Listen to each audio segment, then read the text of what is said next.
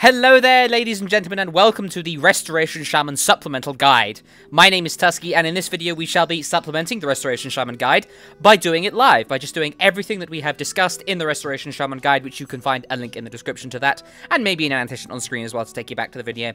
And this is just going to supplement that. We're going to do everything we talked about live while commenting on it and just making sure that the run we're about to do goes as smoothly as possible, because that is our role as a healer. Now, that role extends beyond just healing. It also extends to dealing whatever damage we can to help the fights go faster, rooting enemies, stunning enemies, tanking enemies sometimes if we have to, just making sure that the group doesn't die and that the enemies die. That's everyone's responsibility, but no one more so than the healer. You have to have a great view of what's going on around you. You need to think about how the damage is coming in, and you need to think about how to use your spells. So, before we queue, we just want to quickly talk, because we're going to have a fast queue because we're a healer. I just want to talk about a couple of things that we're going to be doing. So, we're just going to quickly go over everything. Healing Wave, we'll be using this a lot to just heal people, just nice and easy, hardly cost any mana, nice and simple. All of these we'll be using mouse over macros, by the way. We have Riptide, which will provide us with this Tidal Waves buff here that makes us Healing Wave faster. Nice and easy. We'll be using Healing Surge to save people's lives who are low. This costs us quite a bit of mana, but as you can see, not too much, and it can help save someone's life. Of course, we've got the Riptide for the heal over time. Healing Stream Totem, we want to be using that on cooldown as much as we can to keep the group alive. Cloudburst Totem, which gathers up healing, great for a bit of AoE healing towards the end. Unleashed Life, not only does it increase our movement speed a little bit, but it allows us to do things like tanking, healing tanks much easier. We also have Healing Tide Totem and Ascendance, and our Spirit Link Totem, which I have discussed all of those in the past. But also a few things that might come in handy. Earth Grab Totem, this will root a whole bunch of enemies, and we can use Totemic Recall to move it. We have Capacitor Totem, which will charge up and then explode, which will help stun enemies. We have our Wind Shear, which is down here, which is a macro actually. It makes us stop casting and cast Wind Shear instead. Interrupt things. We've got our Hex for CCing enemies, and of course we've got Frost Shock to slow them, and Lightning Bolt and Lava Burst and Chain Lightning for a bit of damage. We also have our Searing Totem, which costs barely any mana to help do a bit of damage. So all that said, we are now going to head into our random dungeon. We're going to be entering as a healer, and it is going to be random, so it might be an easy dungeon, it might be a hard dungeon. I kind of considered just going for something like the Upper Blackrock Spire, but, you know, let's just enter a random dungeon and see how it goes. Now, this queue was pretty fast, so I don't know if we're going to be hopping into the middle of a dungeon or not. So here we go. It's going to be the Everbloom. It's a fairly challenging. It's not too bad, but hopefully it will provide us with some examples to talk about healing. Now, we are going to be talking about everything as we do it. So the first thing we want to do is we want to identify our tank, who is always on this part of my raid frame. Going to put our Earth Shield on him and a Riptide to let him know that we are ready. Going to refresh our Water Shield, make sure that we have that all up and running for the run. And the trash appears to be missing. So it seems like we have entered a different dungeon. Okay, we'll just say that. Okay, quickly. So we may do more than one dungeon run in this particular WoW Live. That's just fine. That's just fine. As we go through here, we're just going to try and avoid aggroing everything. We want to stick close to the tank at all times. So let's see who we got. Got the Paladin tank with a little bit low health. He might not be in the best gear in the world, but it might not be too bad. So it looks like we are at the second boss here, which is not too bad. So we're quickly going to inspect the tank, have a look at his gear. 640, 630. 578, 620. He's not in the best gear. This is what he should be doing. This is his content, so he may be taking quite a bit of damage. So we will we'll just quickly help the group out by marking that guy and then that guy. So that's the rotation that we want to do things in. So here we go. We've aggroed. First thing we do, put Riptide on the tank, and then he's taking loads of damage, this guy. So that's actually pretty good. We'll have to keep an eye on him at all times. So just using a couple of healing surges to heal him up there. We've got aggro from the guy in the back. We'll put down a grounding totem to help that. And right now, most of the healing is going to be tank healing. We may have to do a bit of triage healing here, especially if people continue to stand in the bad stuff. But it looks like for now, things are going to go okay. We'll put down our Cloudburst Totem, and we will continue to heal. So it looks like since people are gathered together, we can use a chain heal from back here to heal a bunch of them. Refresh our Earth Shield now that it's starting to go down. Just going to take a bit of damage with it, but that's fine. And then we will use our Totemic Recall to trigger our Cloudburst Totem a bit early there. Want to make sure we, first of all, get out of this bad. We'll just use Ghost Wolf to get out of that and combine it with an Astral Shift to take a little bit less damage. Again, make sure you take as little damage as you possibly can. Just going to heal people up a little bit here. Make sure we keep Riptide on as many people as we can, but especially on the tank. That tank took a lot of damage there quite early, so we're going to have to try and do everything we can to make sure he stays alive. So people are taking quite a bit of damage here. Look, although our mana's doing okay, we're actually going to use Ascendance at this point. Don't be afraid to use your cooldowns. So we're just going to use Ascendance at this point. Going to get dragged in, but that's just fine. We'll combine the last 8 seconds or so of this with a Cloudburst Totem and start doing some big healing to keep these people alive. Throw in a Riptide to help keep him alive. And then in the last few seconds of our Spirit Walker's Grace, throw in a Chain Heal. Getting a couple more there. And then Cloudburst Totem to heal people up. We activated it manually there. So unfortunately it looks like these people aren't dying too fast. Maybe let's see what we can do to help this situation. So first of all, let's get our Earth Shield back on. Make sure we're Riptiding as many people as we can. Just going to back off, make sure we don't get hit by his slash attack. And it actually looks like the first guy's going to die. That's good. Maybe the DPS was a little bit all over the place, but that's fine. So that's all good. So at this point, we're just going to try and avoid as much damage as we can. Every time we get yanked in like that, we're just going to avoid it. And it looks like we're going to just step outside of this explosion. Oh, looks like he wasn't going to do it. He's constantly grabbing us in, but that's fine. Just make sure we try and stick out of danger as much as we can. It looks like the group is now stabilized. Now, these are the kind of things that you talk about as a healer. You have to talk about situations where there's an emergency and situations where the group is stabilized. Right now, the group is pretty much stabilized. Although, a bit of damage, that was a bad chain heal because it only hit one target. My mistake there. In situations where people start taking a lot of damage, that situation might change. It changes very rapidly. Very rapidly indeed. So all is quite well at this point. So we'll use the chance to just pause for a second. Oh no, we won't. We have to get out of this bramble patch as soon as we can. We'll now the fight has wind down. It's a lot easier at this point. So we'll just, again, avoiding the bad. Just going to throw out on a healing surge on him to get him a little bit topped up. Although that wasn't really necessary. We'll throw out a couple more Riptides. And as the melee continue to go in, we'll throw in a chain heal. Just to heal most of them, which is nice and simple.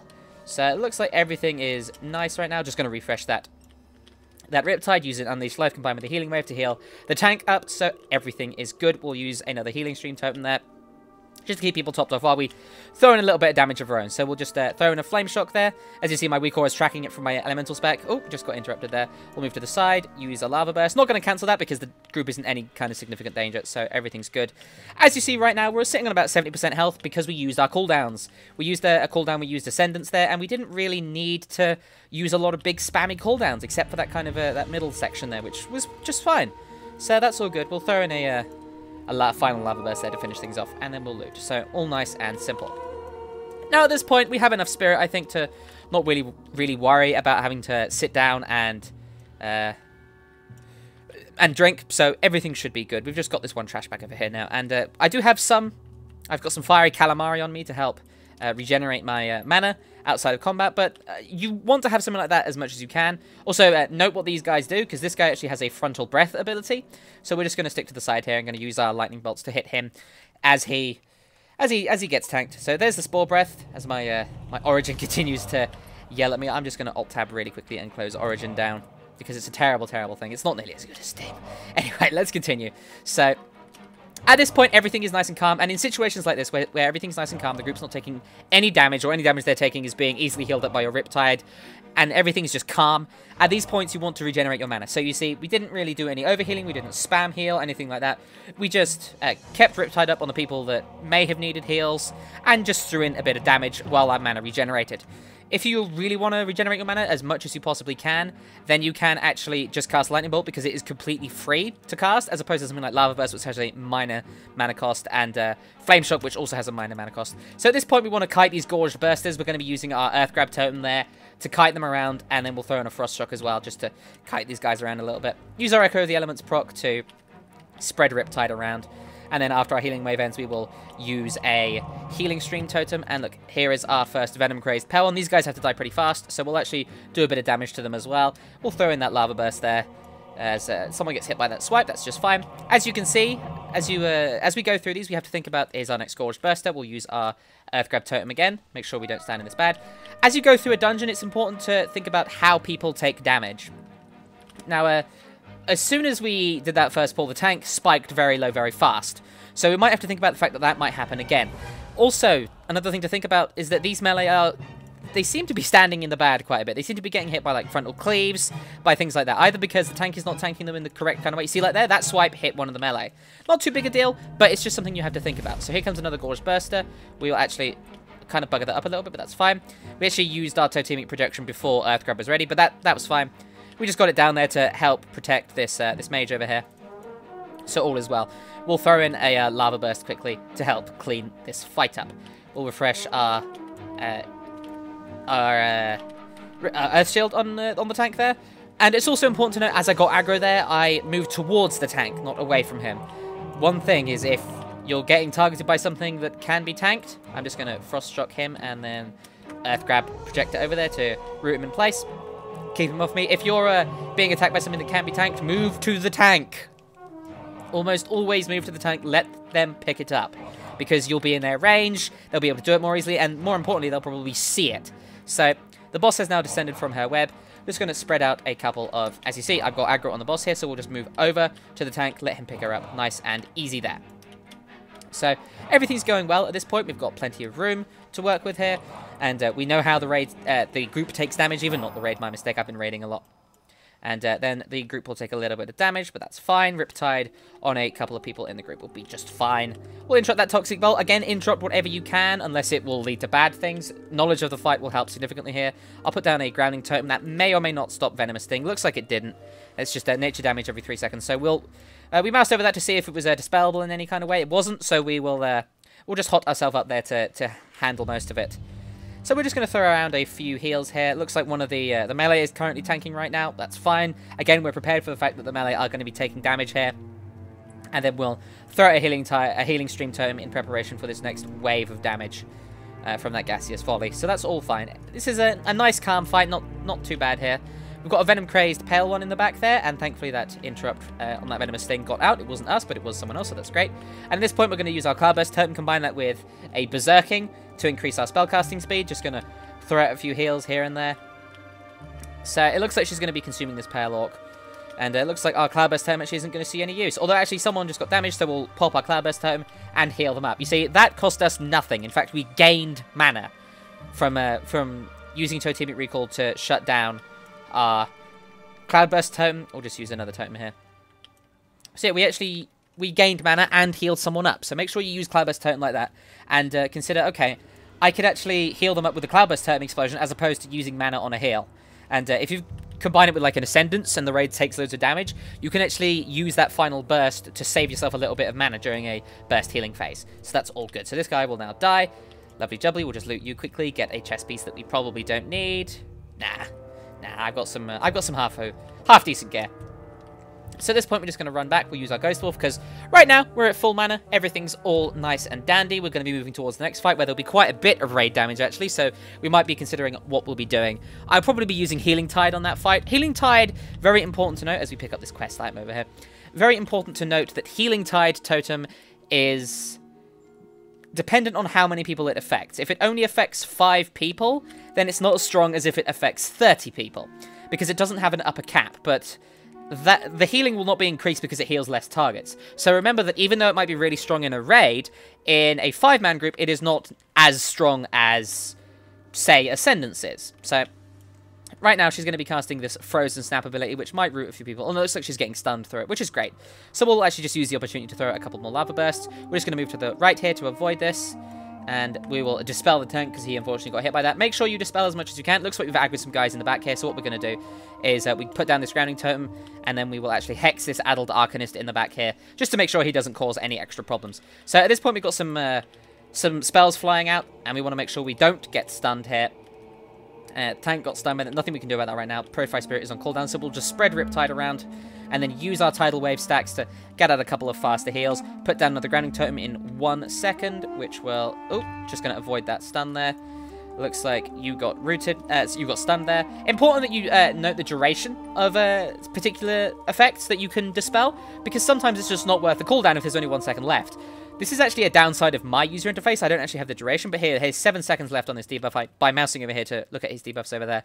So I could tell that was all fine. So right now we'll just throw out another Lava Burst. Then right after that we'll put down a Grounding Totem. Hopefully that will interrupt this Fireball. Oh no, it looks like it won't. It got interrupted anyway. So at this point we will we'll just dispel this tank over here. And that Addled Arcanist, thankfully in the back, didn't cause any problems because we had him rooted. We'll interrupt his Arcane Blast, and everything should be fine and dandy. So at this point, he's going to cast this Black Hole ability. We want to make sure we get away from it and make sure that we heal anyone who does get caught in it. So we'll use an Unreleased Life to just get some distance from it. And we're all good. Now, we want to watch out for any kind of extra bad stuff that appears around here, because as you see, there are these spores here and extra ones that explode. So there's a lot of bad that kind of gets thrown out here. You see right here, this swirly Any swirl like this means that bad stuff is going to land in it. So there it is. There's the bad, and bang. So you want to avoid that. So here comes some more. We'll throw down a grounding totem to hopefully ground one of these spells. It looks like... actually, this grounding totem isn't doing any work. That's a shame. We'll move to the right here. And then we'll dispel you. It looks like we've got a black hole coming in. So we'll use Spirit Walker's Grace at this point just to get out of range of that black hole and make sure we're continuing to heal everyone. So that's all good. We will dispel you. Again, make sure you dispel as much as you can. We're going to use a chain heal now on that person to make sure that they are all healed up. Throw down the healing stream totem. Going to use our berserking as much as we can. Dispel you. Well, that looks like I just missed that, so that's fine. So at this point, everything is just fine. Everything's good. So we'll just make sure we're moving away from the bad, because if the tank gets stunned in the bad, it's not such a big deal. If the healer gets stunned in the bad, then, well, that's really bad, because if a healer is stunned, then the tank is going to have a much worse time than if the tank was stunned, because the healer can just kind of pick up the slack. The tank, unless he uses all of his cooldowns, can't really pick up the slack, especially if he's under-geared. So it's vitally important as a healer that you move from this bad stuff. That would have stunned me, which wouldn't have been the end of the world, but it could have been very bad. So you want to make sure you avoid things like that as much as you can. Looks like our grounding totem, I'm not sure if it actually absorbed a spell there. Hopefully it did. But either way, we'll just want to interrupt his cast there. And we've got Riptide on plenty of people at this point. No one's really taking any damage. So we will just throw out a lava burst to help finish you off. Okay. So, as we prepare this fight, I will put down a Riptide on myself and the tank. And then we'll get down a Searing Totem in preparation to do some damage to this guy. And just checking our mana. We're at 90% mana. All is well. This tank seems to have paused for a second, but it looks like he's now charging in. So that's great. So we'll open with a Lightning Bolt, and then a Flame Shock, and then a Lava Burst. And then we can just think about healing a little bit. It's not too much of a big deal, and maybe, if we're lucky, we'll just scoot forward a bit here, use a Grounding Totem, and look at that. The tank suddenly takes a little bit less damage. So here's the first plant that we'll have to jump over. So we'll actually move this way and move on to the pathway, just to have a better idea of where its Ring of Fire actually is, because, as everyone knows, Rings of Fire burn. So we're just going to jump over that. Looks like the mage has decided to Time Warp us, and this mage looked like he is standing in quite a lot of the bad, which is a shame. We'll dispel whatever debuff that was. I didn't even know, but again, making sure we just dispel as much as we can. We'll move to the left a little bit here. Use another grounding totem to hopefully absorb another spell. This is a fireball. It's just a dot. So people taking a lot of damage there. We will use our Spirit Walker's Grace to jump over one, jump over the other, while still casting on the move. We may have got hit by one of them there, but that's just fine. So we're just going to use a few chain heals here to help stabilize this group. And then we'll throw a Dispel here. So we used quite a lot of mana there because we chain healed quite a few times, but that's just fine. Your mana at the end of the day is only as important as you make it. So, oh, this person just takes a whole butt ton of damage there. As we jump over here, we'll use our Healing Tide Totem just to try and heal this guy up. He's taking a lot of damage here. Loads of damage coming out at this point. So we want to respond by using our cooldowns. We're going to get hit by this bad. We'll just use Astral Shift because we want to stand in the bad if we have to. It looks like we actually have time to move. So that's fine. So we've dumped quite a lot of mana here, and the Archmage is at about 30% health. Here comes the next Ring of Fire. We'll just... oh, the tank takes a lot of damage there, and there goes the tank, unfortunately, at this point. So we'll actually use our cooldowns here, see what we can do to pick this up. And we'll actually just order our dude to attack him at this point. So unfortunately, this is probably a wipe. There's not really much we can do about this at this point. So we're taking loads of damage. She's got 1.5 million health left. There isn't really anything we can do at this point. So at this point, we're just going to let ourselves die. Because we could drag this out as much as we wanted to. But there isn't really much of a point. Because we're taking loads of damage. There's no way we're going to win. We don't have the damage for it. So we're just going to let her kill us. Because it's just not worth it. So after we die, we will reincarnate. And wait for her to despawn. And then we will use our Mass Resurrection to heal. To get these guys all back up. So it looks like they're discussing what happened there. Should we have killed that Spore Image? No. Again, don't kill those Spore Images because it's not worth it. Just interrupt and move. Because that tank took a lot of damage very quickly. We've got to think about why exactly did that. Why did the tank die so fast? So we'll just throw out a couple of Riptides here and a Healing Stream Totem and we'll res you. So let's look at this fight. So we'll go to the map and click on her to have access to her dungeon journal. So she has Fire Magic, the Fireball. It deals a bunch of damage. The Fire Bloom. Maybe that's what was causing damage. So maybe we should consider looking at that. And then we've got Frost Magic, just as the Frostbolt, and then Frozen Rain, which is more AoE to stand out of, and then Arcane Burst, which is a whole bunch of that. So, all of that. I don't know whether we... it's actually interesting. Do you want to interrupt that parasitic growth or not? Either works. So this time, now that we've experienced that, we have to think about what did we learn from this, right? As we wait for the last person to come along. What did we learn? We learned that everything was fine. And then suddenly the situation transformed very quickly from everything is fine, we can just do a little bit of damage. I'm thinking more about my flame shock duration and my lava burst than I am about healing, which is actually a mistake on my part because I was not prepared for that burst of damage. I was not prepared to have to go 100% full healer mode here. So this time we will dedicate ourselves entirely to healing, and we will think about in those situations, if suddenly the melee and the tank take a whole bunch of damage, we have to think about, okay, who do we need to save? Ask yourself that. Who do we need to save? Should be fairly obvious. It's the tank. Absolutely. The tank needs to be saved at all points, because he could probably solo this. The two of us could solo this given enough time, because I have the mana reserves for it, assuming that he doesn't stand in everything bad, and it looks like we might actually end up pulling before the other person is ready, which is a bit of a shame, but that's just fine. So we'll just throw out a lava burst and a flame shock, and then dedicate ourselves entirely to healing and surviving this. So we'll throw down our grounding totem as soon as we can to stop that fireball. No damage coming out at the moment, so there is the first AoE ring of fire. They always come out from those blooms over there, so make sure we keep an eye on that. And then everything should be fine for now. We'll jump over that, and then here comes the next one. Is just to a right, it just landed on top of us there, so that's all fine. We will just spread some riptides around here, make sure that everything is okay. She's gone to her frost spells, which is all good. We will put down a grounding totem to interrupt that. And then it looks like we've got a fireball spell going on there. Oh, we are taking a lot of damage there because we were standing in the wrong place, but that's fine. Let's stabilize this group. We'll put down a Spirit Link totem, which will actually affect everyone and get them all nice and healed up. We'll throw out a couple of chain heals here. Again, don't throw chain heals out on riptided people if they're at full health. It's just not worth it. We'll dispel one of these fireballs, jump over this ring of fire. We'll then use Spirit Walker's Grace, throw out a more. So it's quite obvious that a lot of this damage is coming from these rings of fire. So we will just move in to chain our chain heal a little bit better.